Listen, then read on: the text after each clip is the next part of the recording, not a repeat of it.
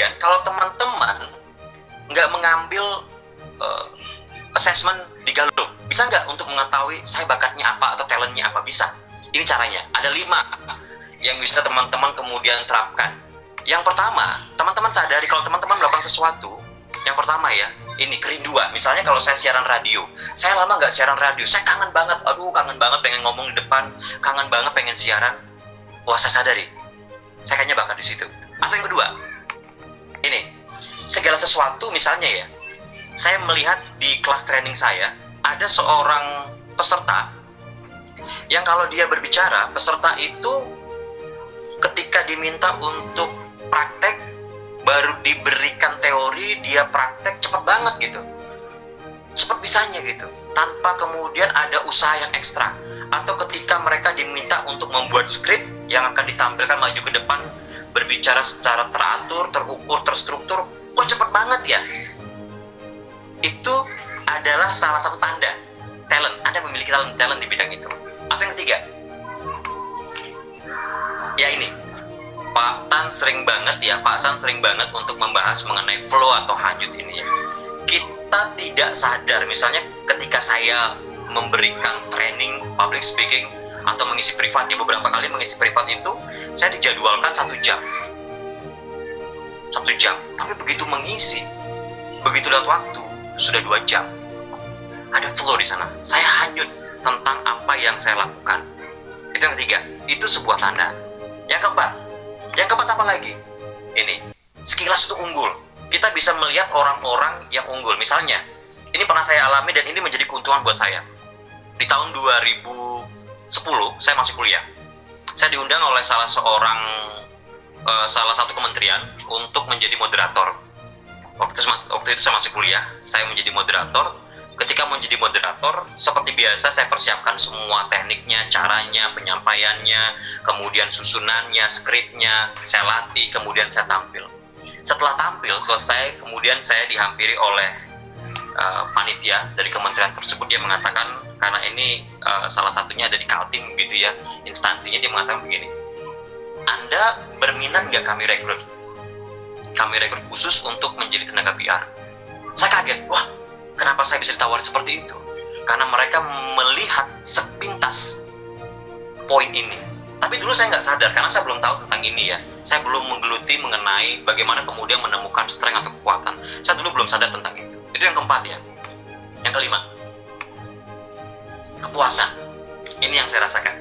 Kalau kepuasan ini, karena sekarang saya tahu teorinya dari dulu ya.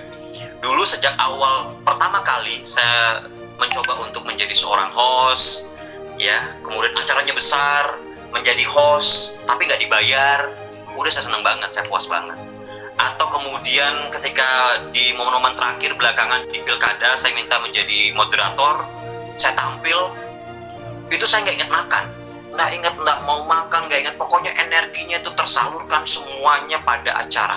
Ketika acara udah selesai, kemudian ngerasa, wah keren banget ya, udah selesai, udah nggak ada halangan, nggak ada masalah. Setelah itu baru rasanya laparnya terasa.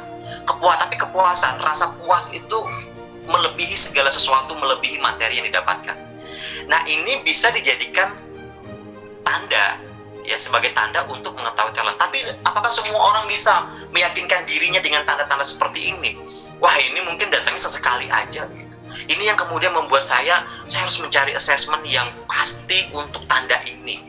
Dan saya menemukannya itu pada strength, ya, pada assessment strength. Gallup-Clifton Strength menurut saya itu benar-benar membuat saya takjub. Kenapa? Karena saya nggak sibuk lagi memikirkan dengan 5 tanda yang tadi. Saya lebih yakin lagi. Kalau tanda yang tadi kadang-kadang rindu, kangen siaran atau kangen ngomong di depan, kadang-kadang ya, kalau moodnya nggak ini. Tapi kalau ini kan sudah pasti, ini berdasarkan assessment gitu. Akhirnya saya ikut ini. Begitu saya mengikuti Gallup-Clifton Strength Finder ini, saya menemukan begini teman-teman, saya bagikan ini. Ini kaget dong ya. Saya masih ingat ketika saya di coaching sama Pak San ya, 1 jam. Ini hasil top 5 saya. Ada achiever, communication, includer, positivity, learner.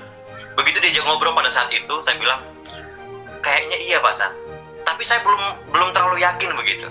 Tapi hari ini saya katakan teman-teman, saya yakin banget. Saya yakin banget, karena saya mampu berkomunikasi dengan beberapa klien saya bisa mensupport, saya bisa membantu dengan sentuhan Clifton Strength. Dan itu sangat sangat terlihat signifikan perbedaannya. Ketika sebelumnya saya belum mengetahui mengenai ini dan setelahnya. Ketika saya mengetahui mengenai top 5 ini misalnya, saya perlahan-lahan mulai menyadari tentang achiever. Oh iya ya, setiap hari saya itu kalau mengerjakan sesuatu di pagi hari pasti membuat to-do list ya, apa yang harus saya lakukan hari ini, capaian apa yang harus saya kerjakan. Oh iya ya. Kemudian includer yang awalnya saya agak bingung. Includer itu katanya pemersatu ya, orang yang tidak bisa melihat orang lain itu dicuekin. Misalnya dalam satu forum ada yang tidak berpartisipasi, pasti saya sebisa mungkin mencari untuk melibatkan orang yang tadi tidak diajak itu. Sebisa mungkin.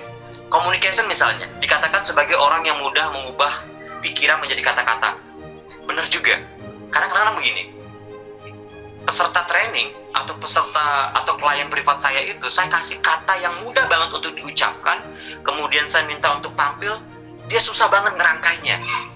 Saya pikir gini, saya nggak bisa memaksakan. Karena saya sadar bahwa masing-masing orang itu punya strength-nya sendiri. Mungkin kekuatannya nggak di sana gitu. Mungkin kekuatannya nggak di sana, mungkin di bagian lain. Itulah yang kemudian saya lakukan.